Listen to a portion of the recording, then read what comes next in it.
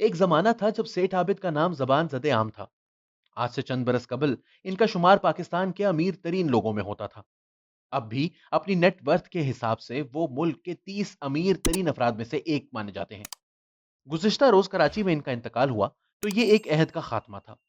यूं तो सेठ आबिद का ताल्लुक बाबा बुल्ले शाह के शहर कसूर से था, लेकिन उन्होंने लाहौर और फिर कराची ही को अपना मस्कन बनाया। वो उर्दू और पंजाबी के साथ मेमनी पर भी अबूर रखते थे।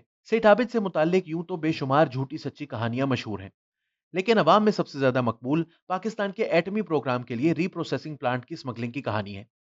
वाकया कुछ यूं है कि जब 1974 में भारत ने स्माइलिंग बुधा प्रोजेक्ट के तहत एटमी धमाके किए, तो इस वक्त के वजीर आजम जुल्फिकार अली भुट्टो ने भी पाकिस्तान को एटमी कुव्वत बनाने का फैसला किया। पाकिस्तान के लिए अमरीकी हुकूमत की पाबंदियों के बायस ये प्लांट ओपन मार्केट से दरामद करना नामुमकिन था, लिहाजा इसे ब्लैक मार्केट से खरीद कर स्मगल ही किया जा सकता था।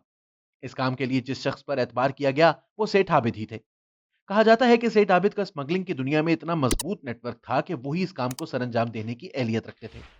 अब ये बात किस हद तक सच है, इसके बारे में मुख्तलिफ आरा हो सकती हैं, मगर लोगों को इस कहानी पर इसलिए भी यकीन आ जाता है कि ये सेठ आबिद के नाम से मंसूब है और लोगों के तस्वुर में वो ऐसा कारनामा सरंजाम देने की सलाहियत रखते थे। लेकिन इनसे मंसूब और भी बहुत से वाकयात हैं जिन पर यकीन करना तो मुश्किल है। लेकिन इस पुरस्कार शख्सियत के बारे में लोगों को इमरान सीरीज की कहानियों की तरह यकीन कर लेने की आदत है। मिसाल के तौर पर इनसे एक कहानी यह भी मंसूब है कि जब जुल्फिकार अली भुट्टो के दौर में इन पर केसेस बनाए गए, तो सेठ आबिद के लोगों ने उस वक्त बरतानिया में मौजूद बेनजीर भुट्टो को अगवा करके इनकी जुल्फिकार अली भुट्टो से बात करवा दी थी और इन्हें मजबूर करने की कोशिश की थी कि वो इनके खिलाफ बनाए केसेस खत्म कर दें।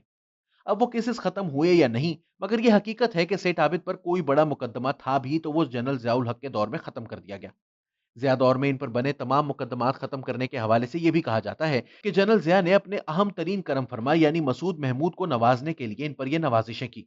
ये वही मसूद महमूद हैं जो जुल्फिकार अली भुट्टो की बनाई फेडरल सिक्योरिटी फोर्स के सरबराह थे और बाद अज़ां इनके खिलाफ वादा मुआफ गवाह भी बने।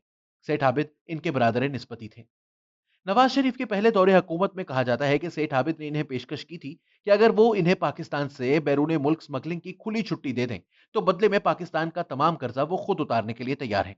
लेकिन नवाज शरीफ ने इनकी ये पेशकश कबूल करने से इनकार कर दिया था।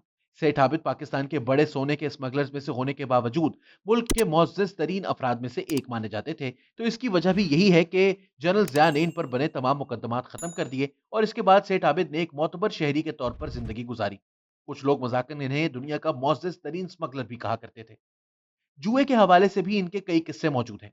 दुबई के एक अखबार में 90 की दहाई में एक खबर छपी थी कि एक शेख से जुए में बड़ी रकम हारने के बाद जब शेख ने इन्हें ताना दिया कि इतनी बड़ी रकम हारने के बाद दुबई में तुम्हारी गुजर औकात कैसे होगी, तो सेठ आबिद ने इस बुलंदो बाला इमारत की ऊपरी मंजिल की शीशे से बनी दीवारों से दुबई पर एक तायराना निगाह डाली और पूछा, शेख साहब, आपकी ये दुबई है कितने की?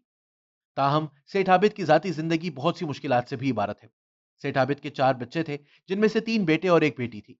इनके दोनों छोटे बेटे जुड़वा थे और दोनों ही गूंगे बहरे भी। बड़े बेटे को 2006 में इनके अपने ही गार्ड ने कत्ल कर दिया था। अपनी स्मगलर की हैसियत से शोहरत के बावजूद सेठ आबिद एक मजहबी आदमी भी थे और इनके चेहरे पर अच्छी खासी लंबी दाढ़ी मौजूद थी।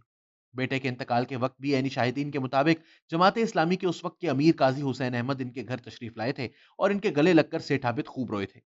वो मुल्क के मुख्तलिफ शहरों में कई खैराती इदारे भी चला रहे थे। जुमा 8 जनवरी को सेठ आबिद का इंतकाल हो गया।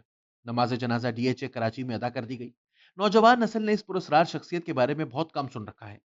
इनकी समझ के लिए यह कहना काफी होगा कि आज से चंद बरस कबल सेठ आबिद की वही हैसियत थी जो आज बहरिया टाउन के मलिक रियाज की है। सबको मालूम था कि दौलत के इन मीनारों की बुनियाद में बेशुमार जुराइम दबे हैं, लेकिन कोई ना तो इनका कुछ बिगाड़ सकता था और ना ही इनके खैराती काम देखने के बाद लोगों के दिलों में इनके लिए वो नफरत रह जाती थी जो एक आम मुजरिम के लिए इनके दिलों में हुआ करती है।